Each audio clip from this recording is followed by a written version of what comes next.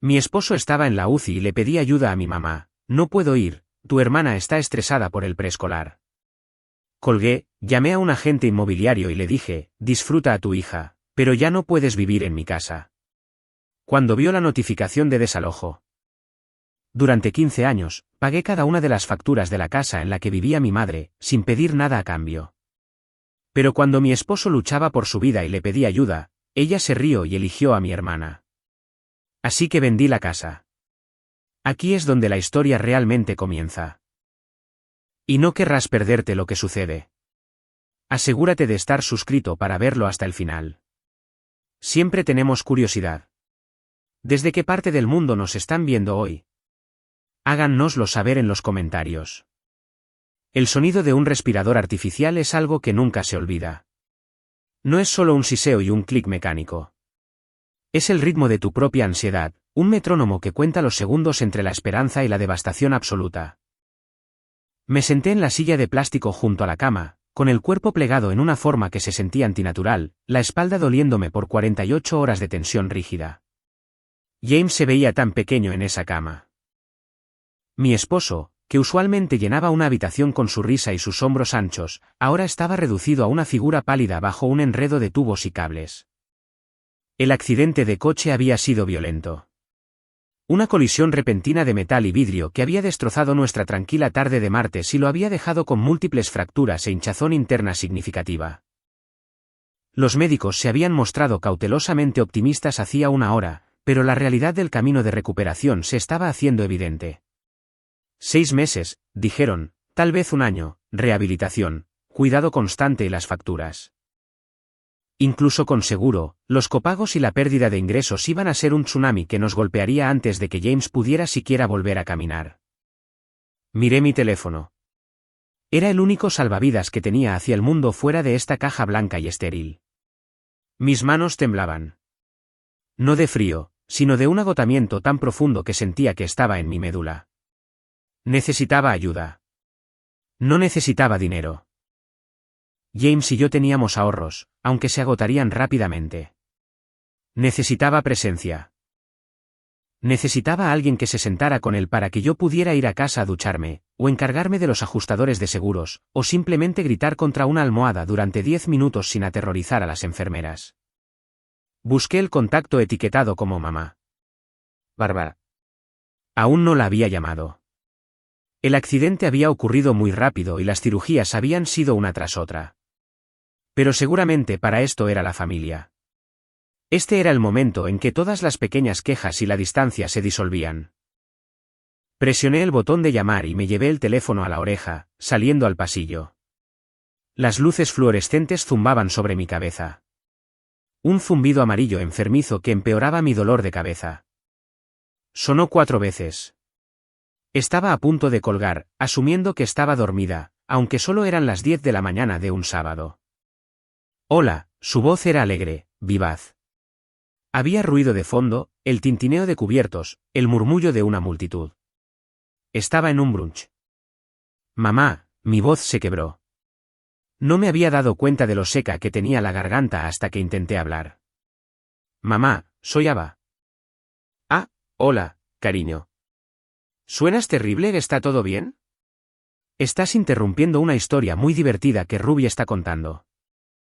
Cerré los ojos con fuerza, apoyando la frente contra el frío bloque de cemento pintado de la pared del hospital. Mamá, escúchame. Es James. Él tuvo un grave accidente de coche. Es grave, mamá. Está en la UCI. Hubo una pausa en la línea. Por un segundo, pensé que la llamada se había cortado. Oh, cielos, dijo. Su tono cambió, pero no era el pánico o la profunda preocupación que esperaba. Era la preocupación educada que uno podría ofrecer a un vecino cuyo gato se ha escapado. De verdad, va a estar bien. Está vivo, dije, las lágrimas finalmente cayendo, calientes y punzantes. Pero le espera un largo camino. Mamá, estoy sola aquí. He estado aquí 2 días seguidos. Necesito que vengas solo por unos días. No tengo a nadie más que me ayude a coordinar las cosas mientras él está en este estado. Esperé. Esperé él, ya voy para allá. Esperé él, ¿en qué hospital estás? Oh, Ava, suspiró. Un sonido que implicaba que estaba pidiendo algo increíblemente inconveniente, como mover un piano. Sabes, me encantaría apoyarte, pero simplemente no puedo en este momento. Parpadeé, las lágrimas deteniéndose abruptamente mientras el shock se apoderaba de mí. ¿Qué quieres decir con que no puedes? Bueno, Ruby está teniendo una crisis, dijo Bárbara, bajando la voz a un susurro conspirador. Está increíblemente estresada. Su hijo menor, Leo, no entró en ese preescolar privado que ella quería. La lista de espera es larguísima. Está desolada, Ava. Absolutamente desolada. Le prometí que me quedaría con ella esta semana para ayudarla a procesarlo y a buscar otras opciones. Miré el suelo de linóleo desgastado, incapaz de comprender las palabras que salían del altavoz. Mamá, James está en la UCI. Casi muere. Y tú dices que no puedes venir porque Ruby está triste por una lista de espera de un preescolar. No es solo una lista de espera, espetó Bárbara, su tono endureciéndose a la defensiva. Es su salud mental. Ruby es sensible. Lo sabes. Necesita a su madre en este momento. Tú siempre has sido la fuerte, Ava. Eres capaz. Tienes ese trabajo de alto poder. Tienes recursos. Ruby me necesita. Mamá, te estoy pidiendo ayuda, susurré, mi voz temblando con una rabia que nunca antes había sentido. Soy tu hija y mi esposo está destrozado en una cama de hospital y te estoy pidiendo que vengas a ayudarme.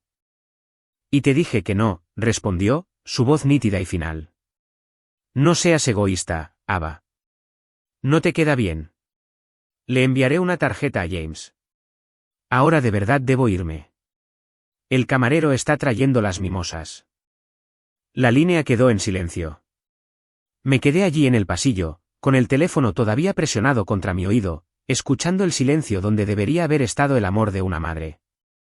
La traición cortó más profundo que el miedo del accidente. Fue un cuchillo frío y afilado retorciéndose en mis entrañas. La traición fue peor que el diagnóstico mismo. No volví a la habitación de inmediato. No podía. Me sentía físicamente enferma, una náusea recorriéndome que no tenía nada que ver con la comida de la cafetería del hospital y todo que ver con la conversación que acababa de terminar. Caminé hasta el final del pasillo, donde una gran ventana daba al estacionamiento. El mundo exterior seguía su curso como si nada hubiera pasado. Los coches se estacionaban. La gente entraba con flores. El sol brillaba sobre el asfalto. Se sentía insultante que el mundo no se hubiera detenido solo porque el mío se había hecho añicos. No seas egoísta, Ava. Las palabras resonaban en mi mente, rebotando en mi cráneo como una bala. ¿Egoísta? Apoyé la cabeza en el cristal. Cerré los ojos y el libro de cuentas se abrió en mi mente. Era una hoja de cálculo mental que había intentado ignorar durante años, un recuento de transacciones que había archivado bajo amor y deber y que ahora me daba cuenta de que deberían haber sido archivadas bajo la explotación. Pensé en la casa. Hace 12 años, después de que mi padre falleciera, Bárbara había interpretado a la perfección el papel de la viuda desamparada. No podía manejar la herencia. No podía trabajar. No podía vivir en un apartamento. Necesitaba la casa familiar. Era su santuario, pero no podía permitírselo. Su pensión era mísera y nunca había ahorrado un centavo en su vida, prefiriendo gastarlo en apariencias, cenas, ropa, regalos para Ruby. Así que intervine. Tenía 24 años, apenas comenzando mi ascenso en el mundo de las operaciones corporativas, ganando buen dinero por primera vez en mi vida. Compré la casa.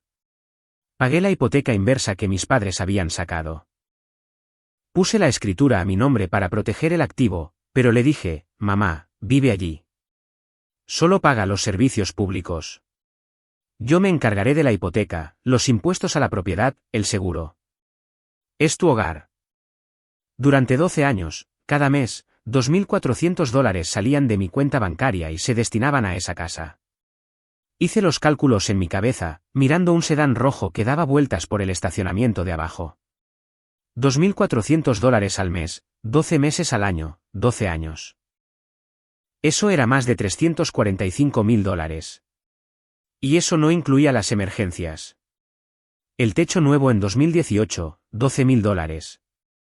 El reemplazo del horno, $6.500.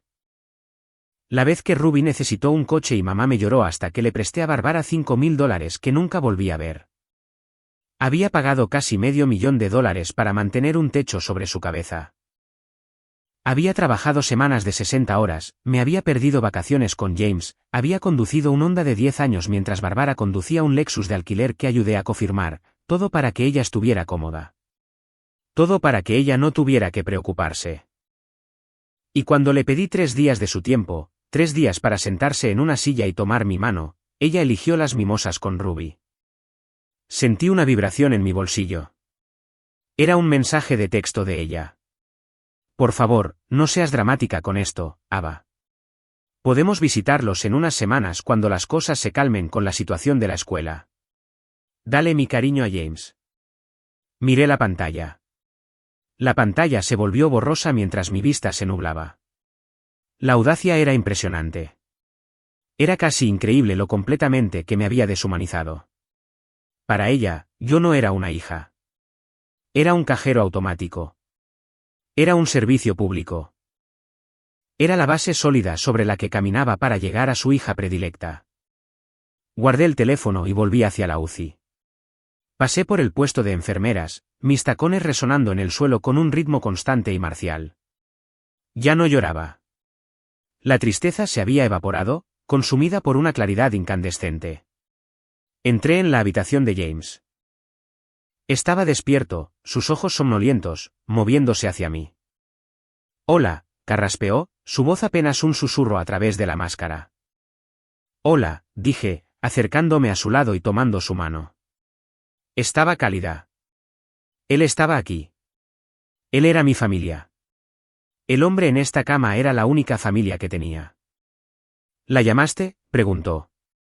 Sabía lo complicado que era. Sabía cuánto deseaba yo su aprobación. Lo hice, dije suavemente, apartando el cabello de su frente. Va a venir. Lo miré y decidí en ese momento no cargarlo con la verdad de su crueldad. Todavía no. Necesitaba sanar. No, dije, manteniendo la voz firme. No puede venir, pero vamos a estar bien, James. Vamos a estar muy bien. Me senté y abrí mi computadora portátil, que había traído para trabajar de forma remota. Pero no abrí mi correo electrónico del trabajo. En su lugar, abrí una carpeta etiquetada como bienes raíces. Activos. Saqué la escritura de la casa en 42 Oakwood Drive.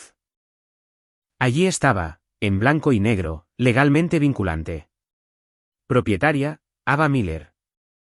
Barbara vivía allí. Barbara actuaba como si fuera la dueña. Barbara había organizado fiestas en el jardín donde se llevaba el crédito por el paisajismo que yo pagaba. Pero había olvidado una cosa crucial.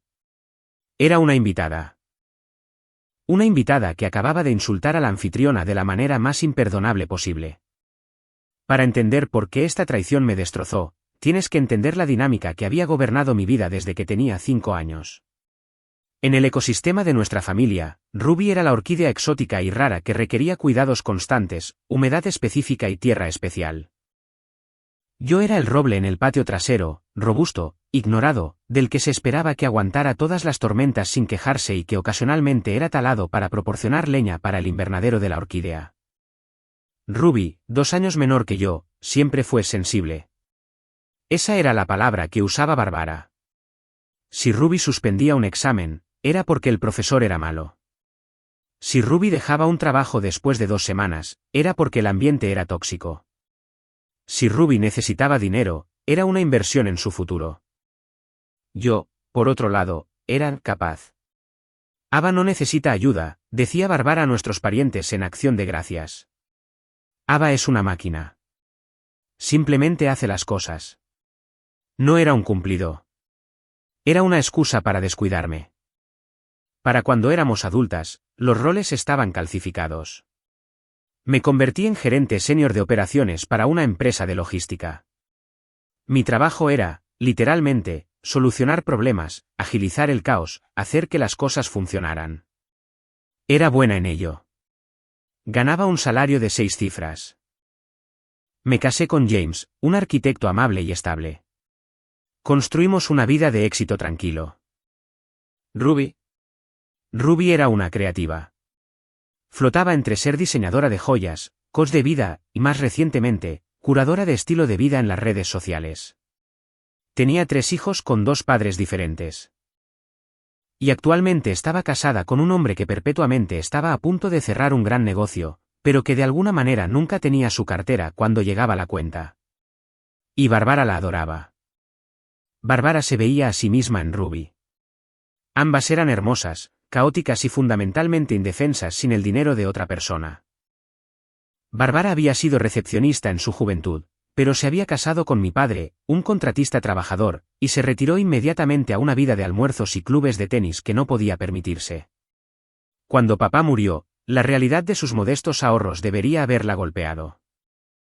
Pero yo intervine. No quería que mi madre pasara apuros. Quería ser la buena hija. Deseaba desesperadamente que me mirara con la misma adoración que le daba a Ruby. Pensé que si simplemente extendía suficientes cheques, si resolvía suficientes problemas, finalmente me amaría. Recuerdo una Navidad hace 3 años, acababa de comprarle a Bárbara un sistema de calefacción, ventilación y aire acondicionado completamente nuevo porque el suyo se había estropeado. Me costó $7.000. Envolví el recibo en una caja con una nota que decía, calor para el invierno. Con amor, Ava. Ruby le dio un poema enmarcado que había escrito. Estaba impreso en papel de impresora normal en un marco barato de una tienda de todo a $1. Bárbara lloró por el poema. Lo puso en la repisa de la chimenea. Miró mi caja y dijo, oh, práctica como siempre, Ava. Gracias. Esa era la dinámica. Yo pagaba por el escenario, las luces y el teatro. Y Ruby se paraba en el centro de atención recibiendo los aplausos. Pero ahora, el antagonista de mi vida no era solo una dinámica. Era una persona específica con una agenda específica. Bárbara no era solo una participante pasiva. Estaba desviando activamente mi fuerza vital. Sentada en la habitación del hospital viendo a James dormir, pensé en la apariencia de Bárbara la última vez que la vi. Tenía 62 años, pero parecía de 50. Se ponía botox regularmente, lo cual insinuó que yo debería pagar, pero me negué. Vestía cachemira de diseñador, regalos de Ruby comprados con dinero que Ruby me había pedido prestado, y conducía ese Lexus. Tenía una forma de mirarme, un ligero fruncimiento de labios, un escrutinio crítico de arriba abajo, que me hacía sentir como si tuviera 12 años y llevara ropa sucia. ¿Te ves cansada, Ava?, decía. Trabajas demasiado. Deberías ser más como Ruby. Ella prioriza el autocuidado. Autocuidado. Es fácil priorizar el autocuidado cuando otra persona paga tu hipoteca. La ira en mi pecho se estaba endureciendo hasta convertirse en algo frío y pesado, como una piedra. Me di cuenta de que Bárbara no solo prefería a Ruby. Me veía con una clara falta de respeto. Pensaba que yo era una tonta. Pensaba que era un recurso ilimitado que nunca se agotaría, sin importar cuánto tomara o cuán mal me tratara. Estaba a punto de descubrir que hasta el roble más robusto finalmente cae. Y cuando lo hace, aplasta todo a su paso. No actué de inmediato. Soy gerente de operaciones. No opero por impulso. Opero con datos, estrategia y ejecución. Durante los siguientes 4 días, viví en esa habitación de hospital. Trabajé desde mi computadora portátil mientras James dormía. Hice conferencias telefónicas en el pasillo. Le limpié la cara con un paño fresco cuando le subía la fiebre. Estaba agotada, funcionando con cafeína y adrenalina, pero mi mente estaba más aguda que nunca. Durante esos 4 días, Bárbara no llamó ni una sola vez. ¿Ni una? Ruby envió un mensaje de texto el martes. Me enteré de lo de James. Qué mal. Espero que esté bien. Mamá dice que estás estresada. No te olvides de respirar. Qué mal. La columna vertebral de mi esposo estaba fusionada con varillas de titanio, y era qué mal. El miércoles, James fue trasladado de la UCI a una habitación normal. El peligro inmediato de muerte había pasado, reemplazado por la aplastante realidad de la logística. El centro de rehabilitación que necesitaba estaba fuera de la red. El costo iba a ser astronómico, alrededor de $15,000 al mes por el cuidado especializado que requería para volver a caminar correctamente. Me senté con nuestro planificador financiero en una llamada de Zoom, mirando nuestros activos líquidos. Estábamos bien por ahora, pero 6 meses de esto y agotaríamos nuestros ahorros. Tendríamos que recurrir a la jubilación a menos que, dijo el planificador, tengas otros activos no líquidos que puedas aprovechar. Miré la hoja de cálculo. Mis ojos se dirigieron a la línea, propiedad de inversión, 42 Oakwood Drive. Valor estimado, $650,000. El mercado está en auge. No era una propiedad de inversión. Era la casa de mi madre. Pero en el papel, era un montón de dinero allí parado, albergando a una mujer que no podía molestarse en visitar a su yerno. «Ava», preguntó el planificador. «Puede ser», dije lentamente. «Tengo una propiedad. Está completamente pagada. Sin hipoteca». «Bueno», dijo él, «vender eso resolvería todos tus problemas de liquidez de inmediato. Podrías pagar el mejor centro de rehabilitación del estado y aún te quedaría un colchón». Cerré la computadora portátil. Necesitaba estar segura. Necesitaba darle una última oportunidad. Era una prueba, supongo. Una última y desesperada esperanza de que hubiera una madre dentro de esa mujer en alguna parte. La llamé esa noche. «Hola, mamá», dije. «Ava, justo te iba a llamar», mintió. «¿Cómo está John?» «James», corregí, mi voz plana. «¿Es James?» «Cierto, James, ¿y cómo está?» «Pronto se trasladará a rehabilitación». «Va a ser caro, mamá». «Muy caro. Estoy mirando nuestras finanzas. Y bueno, las cosas van a estar apretadas». «Oh, dinero», se burló. «Siempre te preocupas por el dinero. Tienes de sobra. Tienes ese gran trabajo». «Ahora también tengo grandes facturas», dije. «Mamá, necesito hablar contigo sobre la casa». La línea se quedó en silencio al instante. El aire cambió. Ella lo sabía. «¿Qué pasa con la casa?», su voz era aguda. «¿Peligrosa?» «Necesito recortar gastos», dije con cuidado. «No puedo seguir pagando los impuestos a la propiedad, el seguro y el mantenimiento de Oakwood mientras pago el cuidado de James. Necesito que empieces a contribuir, tal vez con un alquiler, o al menos cubriendo los servicios públicos y los impuestos». «Alquiler», chilló la palabra. «¿Quieres cobrarle alquiler a tu propia madre después de todo lo que he hecho por ti?» «¿Todo lo que has hecho por mí?», pregunté, genuinamente curiosa. «Mamá, he pagado esa casa durante 12 años. Solo te pido ayuda ahora porque estamos en una crisis. Tengo un ingreso fijo, Ava. Lo sabes. Ruby necesita mi ayuda ahora mismo.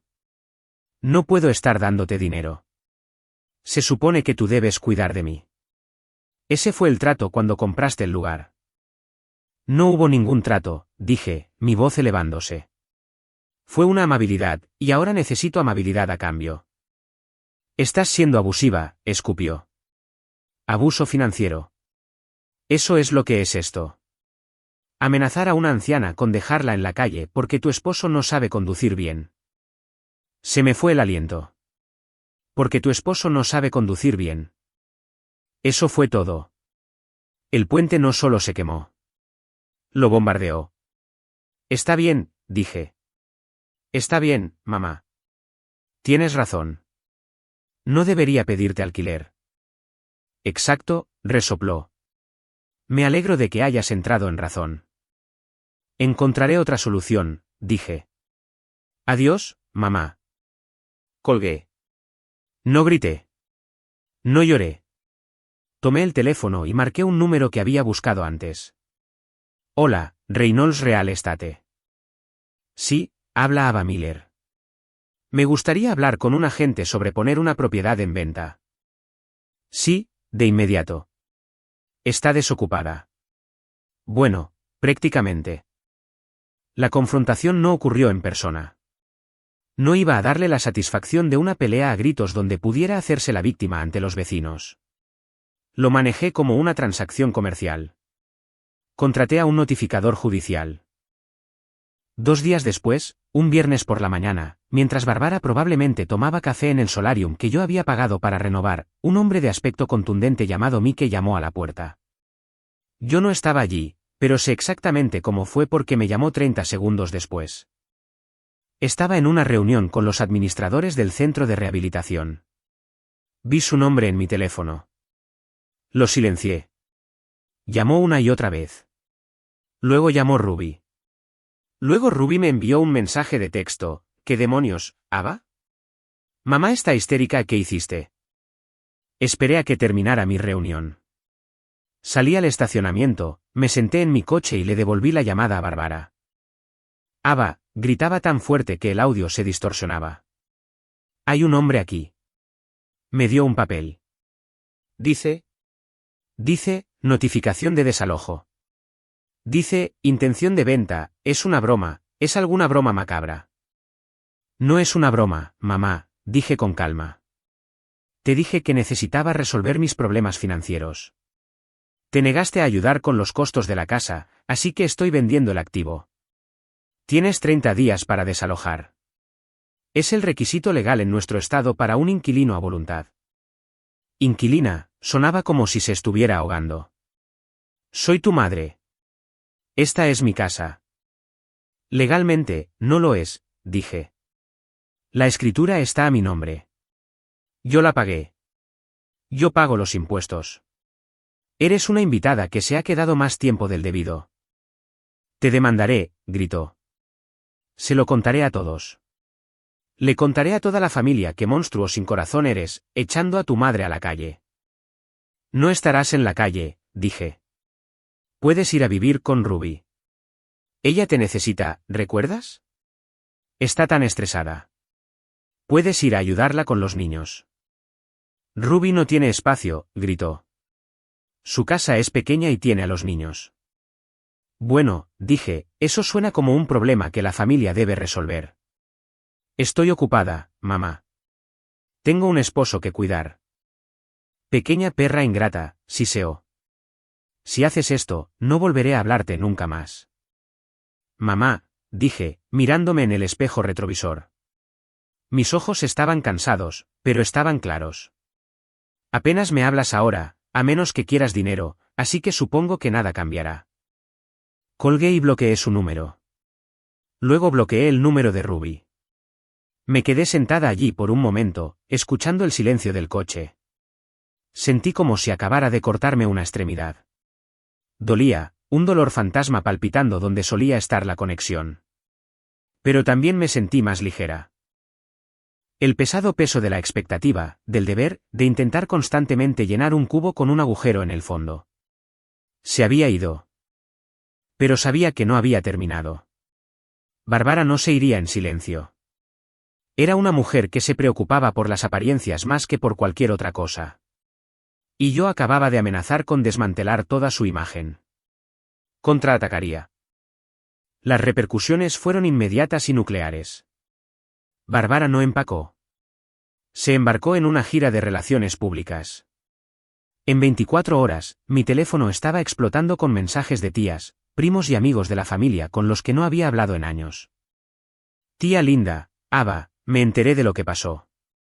No puedo creer que le hagas esto a tu madre. Es una anciana. Primo Mike, ¿en serio, echarla?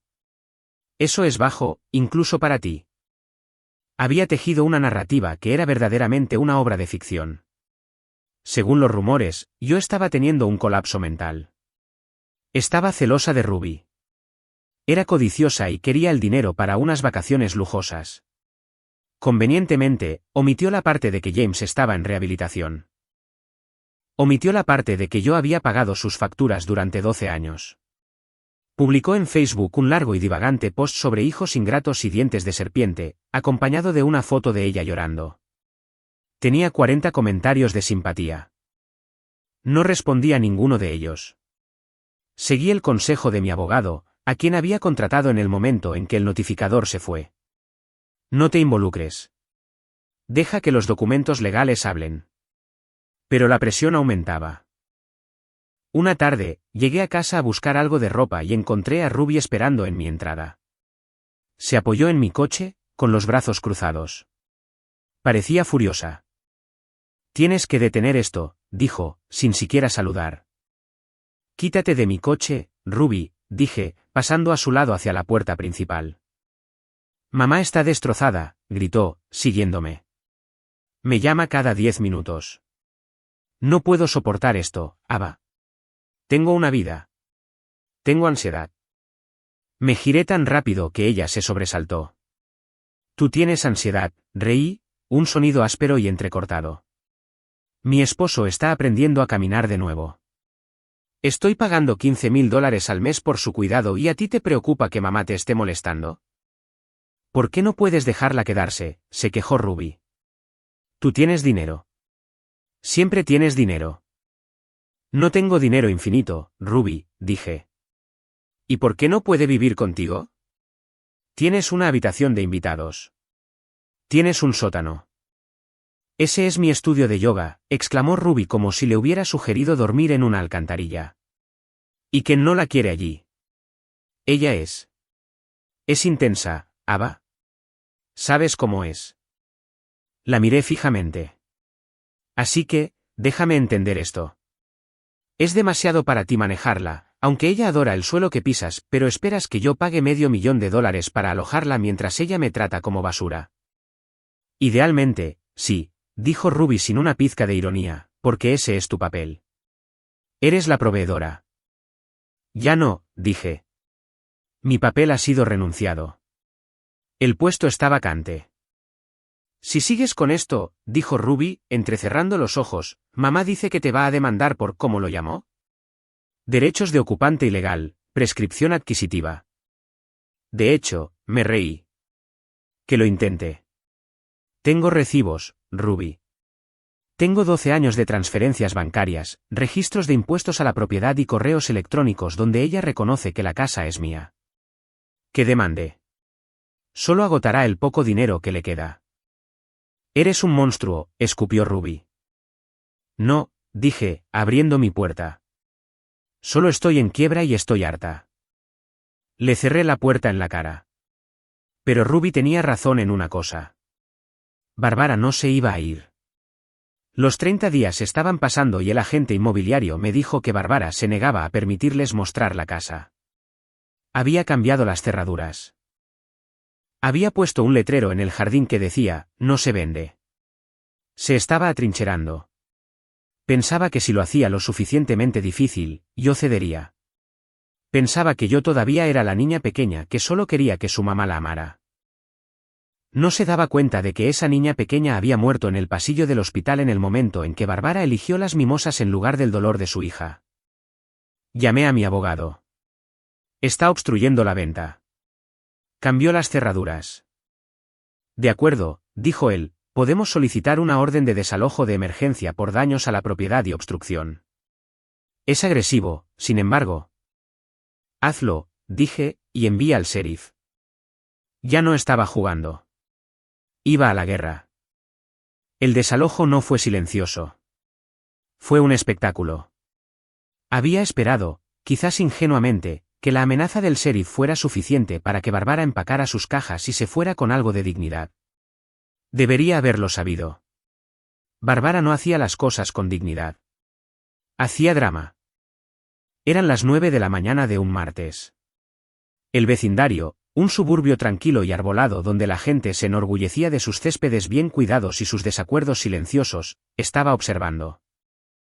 Me paré junto a mi coche, con los brazos cruzados, viendo cómo la patrulla del sheriff se detenía en la acera. A mi lado estaba mi abogado, David, un David diferente, agudo y poco sentimental, y un cerrajero. Bárbara se había negado a irse. El plazo había vencido a medianoche. Subí por la entrada de coches, la grava crujiendo bajo mis botas. Sentí un desapego surrealista, como si estuviera viendo una película de la vida de otra persona. Esta no era la casa de mi madre. Era solo un edificio, una colección de madera y ladrillo en la que había invertido los ahorros de mi vida. El sheriff, un hombre grande con una expresión cansada, llamó a la puerta. Señora Barbara Miller, este es el departamento del sheriff. Tenemos una orden judicial para la posesión de la propiedad. Silencio. Luego, el sonido de algo pesado siendo arrastrado contra la puerta. Se estaba atrincherando. Señora Miller, gritó el sheriff esta vez más fuerte, por favor, abra la puerta o tendremos que forzar la entrada. Váyanse, gritó la voz de Barbara desde adentro, ahogada pero lo suficientemente audible para que los vecinos de enfrente, que ahora estaban en sus porches con tazas de café, la escucharan. Esta es mi casa, mi hija es una ladrona, ayuda, policía. Señora, yo soy la policía, suspiró el sheriff. Le hizo un gesto al cerrajero. Mientras el taladro cobraba vida, un todoterreno plateado frenó bruscamente en la acera. Era la tía Linda, la hermana de Barbara, seguida de cerca por el coche de Ruby. Barbara había llamado a la caballería. Linda irrumpió en la entrada de coches. Su cara estaba roja. Ava, detén esto inmediatamente, ¿has perdido la cabeza? Desalojar a tu propia madre con la policía. Toda la familia está disgustada contigo. Ruby estaba detrás de ella, luciendo menos enojada y más en pánico, sus ojos moviéndose para ver quién estaba mirando. Ava, en serio, esto es vergonzoso. Todos están mirando. Bien, dije, mi voz cortando el aire de la mañana como un látigo. Que miren. Eres una desalmada, escupió Linda, apuntándome con un dedo en la cara. Tu madre te ha dado todo, y la echas como si fuera basura porque eres codiciosa. Metí la mano en mi gran bolso. No había venido con las manos vacías. Saqué una gruesa carpeta negra. Había pasado las últimas 3 noches organizándola. Era el libro de cuentas. Cada transferencia bancaria, cada pago de hipoteca, cada factura de reparación, cada préstamo a Ruby, cada mensaje de texto donde Barbara pedía dinero. Linda, dije, extendiendo la carpeta. Dices que ella me lo dio todo. Aquí está el registro de los últimos 12 años. He pagado $345.000 en pagos de hipoteca. He pagado el techo, el coche, la calefacción. Abrí la carpeta en una página marcada, una impresión de una conversación de texto del año pasado donde Barbara llamaba a Linda una vieja entrometida, mientras me pedía dinero para comprarle un regalo de cumpleaños a Linda. Léelo, dije, empujando la carpeta contra el pecho de Linda. Ella la agarró instintivamente. No quiero ver tus mentiras, tartamudeó Linda, pero sus ojos ya estaban escaneando la página. No son mentiras, son matemáticas, dije fríamente. Le pedí ayuda una vez, cuando James estaba en la UCI. Una vez. Se negó porque estaba bebiendo mimosas con Ruby. Así que el banco de Ava está cerrado. En ese momento, la cerradura hizo clic. La puerta se abrió. Barbara estaba en el vestíbulo. Parecía trastornada. Llevaba una bata de seda, el pelo revuelto, sosteniendo un jarrón de porcelana como si fuera a usarlo para golpear. Tú, me gritó. ¡Diablo! El sheriff se interpuso entre nosotras. Señora, baje el jarrón. Tiene 5 minutos para recoger sus efectos personales esenciales y desalojar las instalaciones. El resto puede ser recogido por una empresa de mudanzas más tarde. Barbara dejó caer el jarrón. No se rompió. Solo golpeó sordamente la alfombra. Miró más allá del sheriff, más allá de mí, y fijó sus ojos en Ruby. Ruby, gimió, extendiendo las manos. Ruby, diles. Diles que voy contigo. Dile a este monstruo que tengo un lugar a donde ir. El silencio que siguió fue absoluto. Hasta los pájaros parecieron dejar de cantar. Todos los ojos se volvieron hacia Ruby. Mi hermana, la hija predilecta, la que había recibido todo el amor, toda la atención y una parte significativa de mi dinero a través de Barbara. Ruby cambió su peso, agarrando su bolso de diseñador. Miró a Barbara, luego a su coche, luego a los vecinos que observaban. Mamá, dijo Ruby, su voz aguda y delgada. Yo. No puedo. Barbara se congeló. ¿Qué? No puedo acogerte, dijo Ruby, retrocediendo. Ken dijo que no, y la casa es tan pequeña, y mi ansiedad, mamá, ¿sabes cómo te pones? No puedo manejar el estrés ahora mismo. Necesito concentrarme en mi familia. La traición en el rostro de Barbara fue casi bíblica. Era la mirada de un creador dándose cuenta de que su creación lo despreciaba. Pero, susurró Barbara, pero te elegí a ti. Te elegí a ti por encima de ella. Lo sé, dijo Ruby, con lágrimas brotando, lágrimas de autocompasión, no de empatía. Pero no puedes vivir conmigo. Quizás la tía Linda. Linda, todavía agarrando la carpeta que detallaba exactamente cuánto dinero había derrochado Barbara a lo largo de los años, miró a su hermana. Miró el mensaje de texto que yo había señalado donde Barbara la insultaba. Yo. Tampoco tengo espacio, Barbara, murmuró Linda, cerrando la carpeta y devolviéndomela. No miró a Barbara a los ojos. Barbara se quedó sola en el umbral. El sheriff tomó suavemente su brazo. Señora, es hora. No se resistió. La lucha se había agotado en el momento en que Ruby dijo que no. Se desplomó de repente, aparentando cada minuto de sus 62 años. Pasó a mi lado sin mirarme. Pasó junto a Ruby, que lloraba en un pañuelo. Pasó junto a Linda. Se quedó en la acera, una pequeña figura con 2 bolsas de compras con ropa que el sheriff le había permitido coger, mirando la casa que había pretendido poseer durante una década. Me volví hacia el cerrajero. Cámbialas, dije. Todas. La casa se vendió en 4 días. El mercado estaba en auge y, a pesar de los intentos de Barbara por sabotearlo, la propiedad era un bien inmueble de primera. Ni siquiera fui al cierre. Firmé los papeles electrónicamente desde la cabecera de la cama de James en el centro de rehabilitación. Cuando la notificación llegó a mi teléfono, transferencia bancaria recibida, $612,000, no sentí triunfo. Sentí una profunda y silenciosa liberación. Fue la sensación de dejar una pesada mochila que no me había dado cuenta de que había estado cargando durante 20 años. Pagamos al centro de rehabilitación por completo por 6 meses de tratamiento. Pagamos nuestra propia hipoteca. Pusimos el resto en un fideicomiso para nuestros futuros hijos, si decidíamos tenerlos. James volvió a casa 3 meses después.